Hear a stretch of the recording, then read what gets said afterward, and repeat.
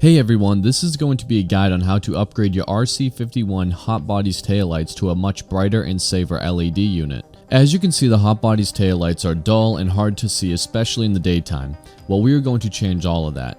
First, you are going to need to do a little shopping. Over on CustomLED.com, they have everything you need. And no, this video is not sponsored. I paid full price for everything. Everything that I have in this video, I will have a link to in the description for you to get. You can get the custom LED lights for about $40 each, and you will also be needing a 4-wire conversion pack for just $7. Now, although it's recommended to buy 2 conversion packs, I actually got away with just using one and splicing into the same one for the other light.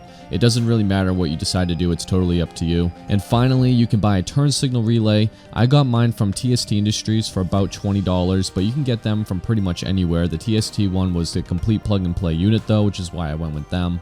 And you will also need a Dremel, some soldering tools or wire connectors. I use some posse locks and posse taps, which are going to be linked in the description again if you need them. I highly recommend posse locks and taps because they are completely reversible, reusable, and ridiculously easy to use. Anyway, let's go ahead and dive right in. First, you will need to put the bike on the center stand. This is technically optional, but I would highly recommend it as it makes your life a little bit easier. Next, you will be removing the seat. This is easy to do, just fold up the corners and remove the 2 10mm bolts holding it in.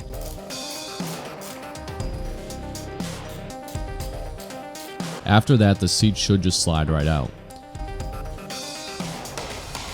Now go ahead and remove the battery cover. There's 3 push pins holding it in, just pop them out and tilt it up and it should come right out.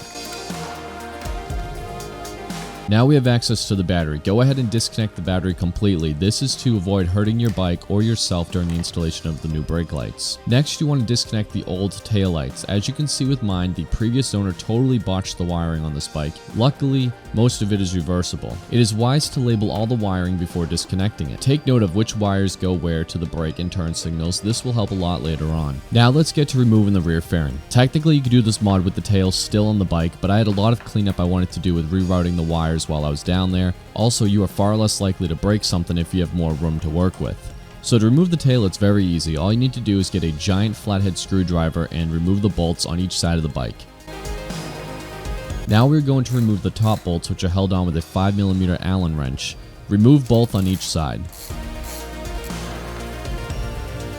Next, you need to remove the 2 push pins from under the tail. And luckily for me, I have these high mount Sato exhaust cans, which makes it especially difficult to remove these pins. And double lucky for me, the previous owner decided to replace the OEM push pins with these Chinese screw type pins, which were completely broken and took me nearly 2 hours to remove. Okay, quick intermission here. This is why these jobs take forever. These stupid clips on mine, because the high mount exhaust was in the way, I had to literally unbolt this side of the exhaust. Luckily, this one just came off. This side wouldn't come off though, so I literally had to pry it off. But with the power of editing, 2 hours go by in 2 seconds and we are finally ready to remove the tail fairing. This is easy but can be tricky. You need to pull the sides and move the fairing up and towards the back of the bike. Mine got snagged and had to be tilted. Now that we got a good look at the bones of the bike, let's start digging in. I decided while I was down there to clean up all the rust off the metal and cable tie off all the relays to make it a little bit nicer and cleaned up. Now let's go ahead and get the hair dryer or heat gun out. If you're using a hair dryer, then this will take a solid 5 to 10 minutes of the heat sitting on the adhesive on the tail light for it to let go. Just focus on one light at a time. Once the glue is loosened up, go ahead and gently push from the outside in. It should take a decent amount of force, but be cautious not to break anything. Now with the lights removed, we can finally begin modifying them. This is where you will need your Dremel. I highly recommend doing this in a well-ventilated area with a fan and a mask and eye protection. This is no joke, and please don't skimp out on the safety on this part. This plastic smells horrible and is probably cancerous. I started by snipping off the wires as they just get in the way and are no longer needed. After that, I took my Dremel with the cutting wheel and cut a circle around the middle. You don't want it to go too close to the edge or be too deep. We just need enough material off to remove the center part out so we can get the sanding wheel in. Once your cut is all done, you will need to carefully pry the piece you just cut off. This should come out easily. Be careful on this. If you force this, then you will 100% break your lens and that will suck. So go slowly and be patient. After this piece is removed, you can remove the cutting wheel and move on to the sanding wheel. You can see my cut wasn't pretty, but don't worry, it will look great when we're finished. So now with the sanding wheel, we are going to smooth the surrounding plastic to a nice uniform cut. We don't want to remove all the black plastic material. We want to leave about 1/8 of an inch so the new LED light will have a nice snug fit. Once you have the hole big enough, you should be able to pry the LED piece out. Again, do not use a lot of force on prying this out or you will break the lens. If it doesn't come out too easily, then sand more away and try again. Now that the LED unit is completely removed, we will sand the sides a little bit more to get a complete uniform finish.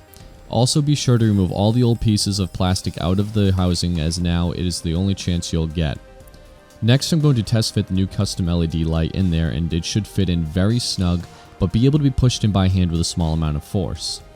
Once that is finished, you can go ahead and reinstall the lights into their housings and then start connecting everything. It's important to pay attention to the orientation of the light housing. One part of the lens says the word top at the top of the lens, so make sure that's on the very top. Also, before we glue everything into place, we want to make sure they are using the exact same pattern from one another. This is very important as we won't be able to change this easily later on. So go ahead and hook up the wires. This can be a bit tricky and I don't have any tips other than to use some posse taps or posse locks because they're completely reversible and easy to use. Even if you solder your connections, a posse lock will be a great way to test the connection first. Now that all the lights are hooked up, we're going to install the battery and check that the lights are oriented correctly. And if they are, you can go ahead and start gluing them back in. Get a clear tube of silicone and just cover the entire LED. You cannot use too much, so feel free to go crazy. I went over the wires and everything. A Q-tip helps a ton at getting underneath. Now the silicone will take at least 24 hours to cure, so it is wise to let it sit until then to avoid disturbing the curing process. I was impatient though and went ahead and put the back tail fairing back on. Once the fairing is on, all you gotta do is reinstall the 4 bolts, the push pins, the battery cover, and the seat, and you are all set. And here's the final result. Now these make me feel much better and were a very worthwhile mod for me to do. I also will be adding in some license plate lights since my bike doesn't have any currently, and I think my whole tail will finally be done once that is finished. Anyway, that's it for this video guys. I hope you all enjoyed and I hope this helped you guys out. If it did, then please remember to leave that like and subscribe, and I'll see you all later. Thank you for watching.